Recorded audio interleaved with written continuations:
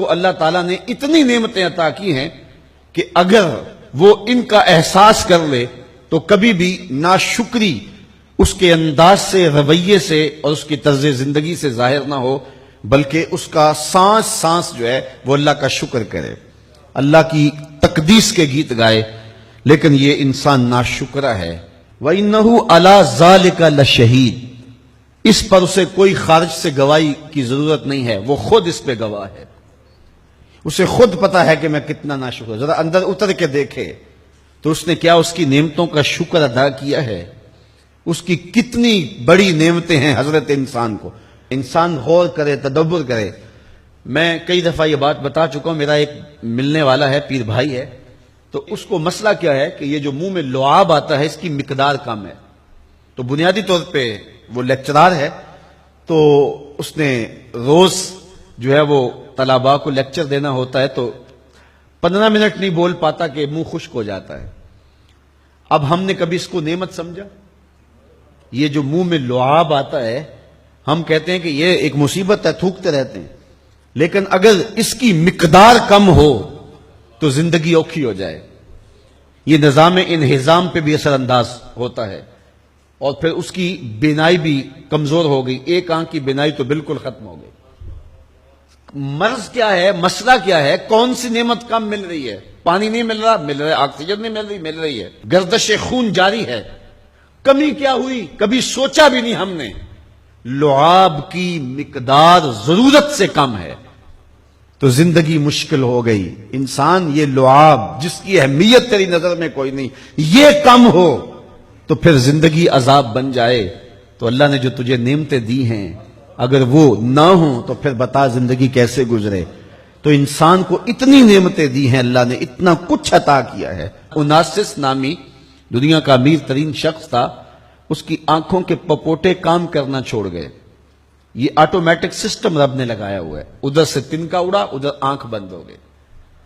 اب doctor solution tape لگا کے اس کی آنکھ کھولتا تھا اور جب سوتا تھا تو ٹیپ لگا کے بند کر دیتا تھا۔ کسی نے اس سے پوچھا کہ زندگی کی سب سے بڑی آرزو؟ کہا کاش اپنی آنکھیں اپنی مرضی سے کھول سکوں۔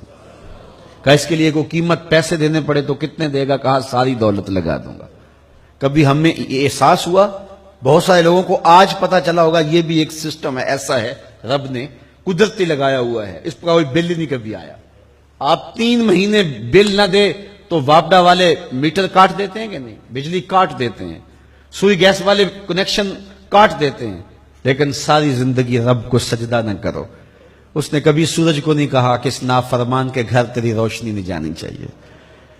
اس نے کبھی چاند کو نہیں کہا کہ تیری چاندنی اس کے آنگن میں نہیں جانی چاہیے۔ جس طرح با یزید کے گھر میں سورج کی کرنیں جاتی ہیں، اس نافرمان کے گھر میں بھی ایسے ہی جاتی ہیں۔ تو انسان کو اللہ نے بڑا کچھ دیا، لیکن یہ اس کے باوجود ناسپاس ہے، ناشکر گزار ہے۔ تو کہا اس کے لیے کوئی اس کو خارج سے دلیلیں نہیں چاہیے۔ انسان اگر اپنے پہ غور کرے تو انسان کے اندر ہی سب کچھ ہے۔ میں کہاں کھڑا ہوں مجھے پتا ہے، آپ کہاں کھڑے ہیں آپ کو پتا ہے۔ یہاں میں واز کر رہا ہوں، تلقین کر رہا ہوں، نصیحت کر رہا ہوں، آپ کی نظروں میں بہت اچھا ہوں گا۔ میں اچھا ہوں یا نہیں ہوں میں اچھی طرح جانتا ہوں۔ آپ میری نظروں میں بہت اچھے ہیں، آپ اچھے ہیں یا نہیں ہیں یہ آپ اپنے سے پوچھیں، آپ اچھی طرح جانتے ہیں۔ انسان اپنی حقیقت سے خود آگاہ ہے کہ وہ کس جگہ کھڑا ہے، وہ جانتا ہے۔ وَإِنَّهُ عَلَى ذَلِكَ لَشَهِيدٌ، اسے خارج سے کوئی دلیل نہیں چاہیے۔ آج وقت ہے اپنا رب سے جوڑ لیں، اس کی رحمتوں کے دروازے کھلے ہوئے، اس کی کرم نوازیوں کا می برس رہا ہے۔ یہ موسم نور ہے نا، ایک نیکی کرو 70 نیکیوں کا ثواب ملتا ہے، کرم نوازیوں کی برکھا برستی ہے۔ وہ ایک فقیر تھا، وہ بازار میں کھڑا رو رہا تھا، کسی نے رک کے پوچھا، کہا بابا کیوں رو رہے ہو، کیا ہوا ہے تمہیں؟ کسی نے مارا ہے، تنگ کیا ہے، بھوک کی شدت ہے، کیا ماجرا ہے؟ کہا نہ بابا یہ میرے مسئلے نہیں ہیں۔ کہا پھر کیوں کھڑے ہو؟ وہ مجذوب تھا، کہنے لگا میرا پروگرام بنا کے بندوں کی اور رب کی صلح کروا دوں۔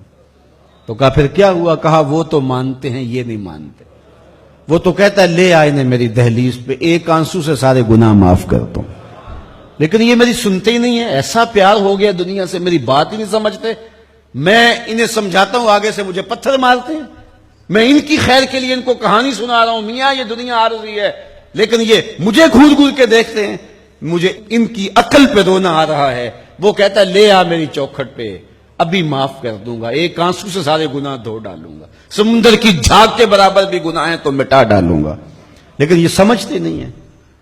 خیر وہ چلا گیا. اگلے دن گیا تو قبرستان کے قریب سے گزرا تو وہ فقیر وہاں کھڑا رو رہا تھا. تو وہ پھر رو گیا. کہا بابا عجیب کہانی ہے تیری، بازاروں میں بھی روتا ہے اور قبرستانوں میں بھی روتا ہے، آج کیا مسئلہ ہے؟ کہا آج بھی میرا کل والا ہی مسئلہ ہے.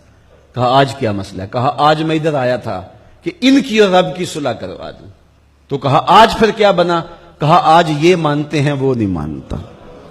تو قبل اس سے کہ وہ وقت آئے کہ پھر وہ نہ مانے، آج لے ان کی پناہ، آج مدد مانگ ان سے، کل قیامت کو نہ مانیں گے اگر مان گیا. تو یہ تھوڑا وقت ہے زندگی کا، اس زندگی کو غنیمت سمجھیں